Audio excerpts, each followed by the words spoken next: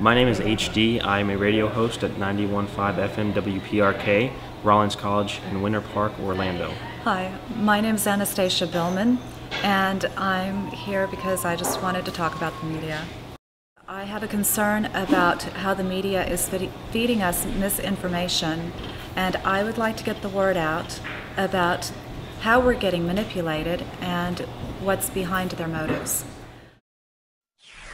Time for tonight's rewrite.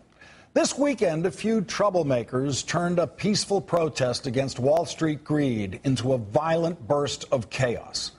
The troublemakers carried pepper spray and guns and were wearing badges.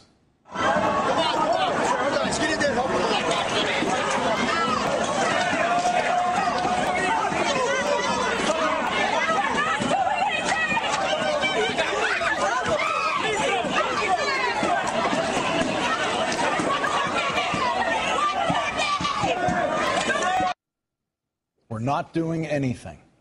You heard the woman say that as the police were grabbing people for absolutely no reason, crushing them on the pavement and arresting them. We're not doing anything. There had been a media blackout on Occupation Wall Street, and we were disappointed. This was something that was planned because we wanted to bring information out to the public, and yet it's not reaching the public. This was given importance through police brutality. They're being told the important lesson here is police brutality. Be afraid of your police, and that there's nothing that you can do about it. And that divides the people once again, so that even the people that are maybe on the side of, hey, I'm going to question and see what's really going on here, they're like, oh, okay, and it doesn't placate them, and they're like, oh, okay, well, they're talking about it, so, you know, that person that was telling me that they don't talk about it, they're crazy, and here's what's really going on. It's just, it has to do with the cops. And that same aspect I find in my own daily life when I talk to people. If I say something along the lines of maybe it is an opinion, it is a theory that this happened. If they think that they can prove that one theory wrong, then they think that they can prove everything wrong. And they automatically make the assumption that that one theory accumulates everything that I've ever said, and they say, well, it's all wrong. We will post all of the video that we have on this protest on our blog, and you won't find anyone doing anything that is legal grounds for arrest.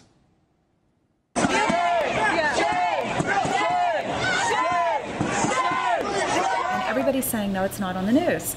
And I've told them, we've had over 1,000 pilots that have shown up for the protest. We've had several thousand protesters in any given time at Wall Street not being covered on the news. And so it's like, where's the news story? Well, the problem here with this report is that the people, when they saw this news report, in their mind, they're registering it as, oh, look, they're reporting it now. And I've had friends and family call me and say, oh, we saw the news story. It's been on national news. Well, no, it hasn't been on national news. People that know about the story understand what's going on when they read it and when they see it, and it's kind of like that blind spot that's filled in, because in their mind, they're reporting it. But for somebody that is not knowledgeable about Occupy Wall Street, which, you know, the story just goes gliding by them, and it's a police brutality report instead. The commanders are recognizable by their white shirts. The white shirts indicate a rank of lieutenant or above. Here's another courageous commander showing his men how to control the citizenry. His target for showing how tough he is was an unarmed woman who he had to reach across the police security line to grab.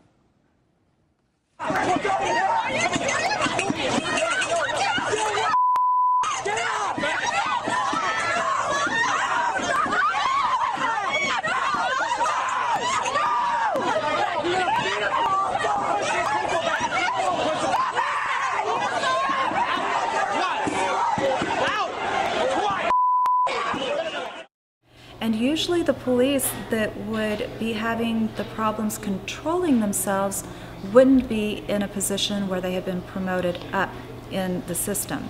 And these were people that had been promoted. These were captains. These were not the regular police officers in the blues. Let's take another look at that unprovoked police brutality.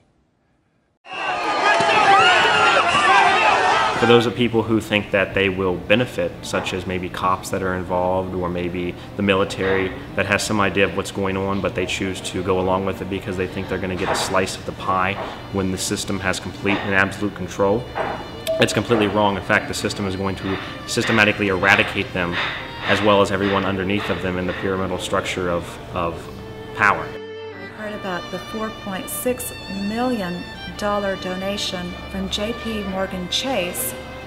It started clicking with me, and I started questioning, could this be some of the elite police officers being bought out, being told divert the attention, being told start trouble with these protesters, we want to make things look bad.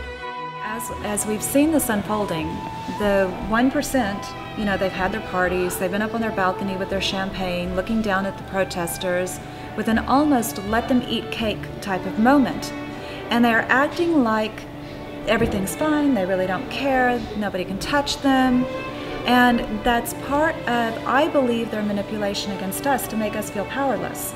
And yet when I see a news story like this, I have to question, do they really feel that way? Because this is the only one to come out about Occupy Wall Street so far that I've been able to find on national news. And yet, it's not a story about Occupy Wall Street.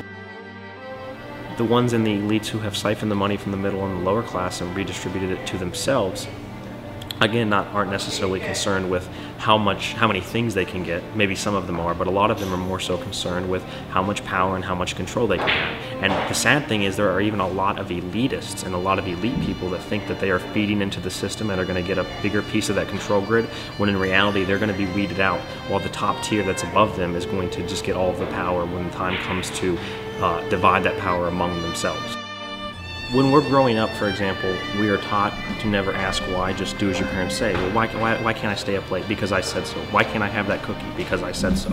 And parents have that type of controlling factor because maybe when they were kids, they were told the exact same thing, and it passes down through generation. And when kids grow up, they don't have that mentality to ask why. We're taught whatever we learn at school is fact, to never question it. We're taught that whatever is on the news is for less so than it really seems the truth, and we should never question it. And if it's not on the news, then it doesn't really mean anything. If it's not on the front page of the newspaper, it doesn't really mean anything. There are three ways that the population is controlled. The first one is through disinformation, things as propaganda, misinformation in the media, misinformation in newspapers, and things such as this. People are kept in the dark, they're kept in confusion, they don't understand what's really going on. Through that, anything that the government can do or anything that an institution can do to divide the people, whether it's use race, religion, political parties,